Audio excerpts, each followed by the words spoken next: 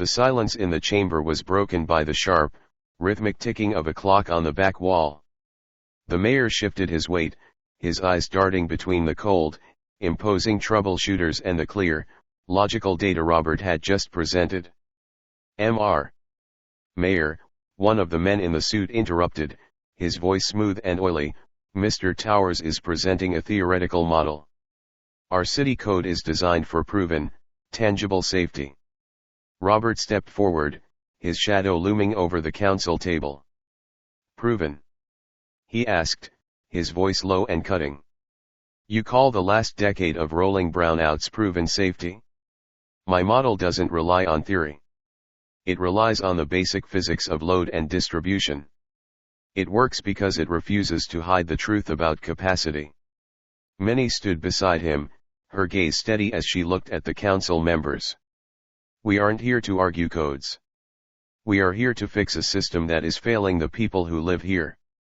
The evidence is on the screen. Are you going to ignore it because it doesn't fit the old narrative? The mayor looked at the screen, then at the troubleshooters. The data is compelling, Mr. Towers. But the liability? The liability is with anyone who ignores this data, Robert countered. I've logged every test, every stress point, and every potential failure mode. It's all open. It's all transparent.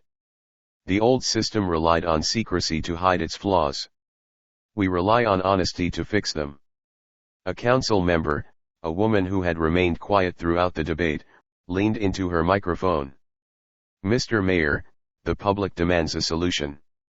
We can't keep patching a dying network. The troubleshooters tried to interrupt, but the momentum had shifted.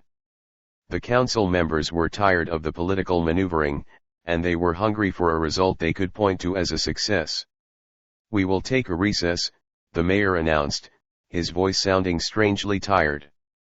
We will reconvene in 20 minutes to take a final vote on the permit application.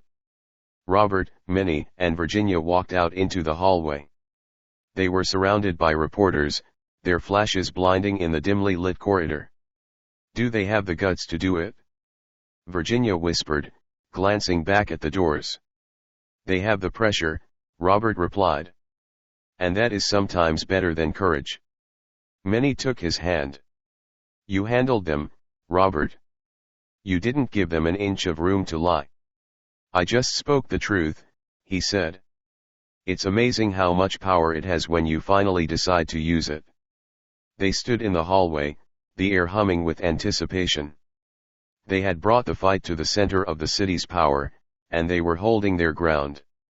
The Towers Saga was reaching its turning point, and for the first time, the future felt like something they were actually creating, not something they were simply enduring.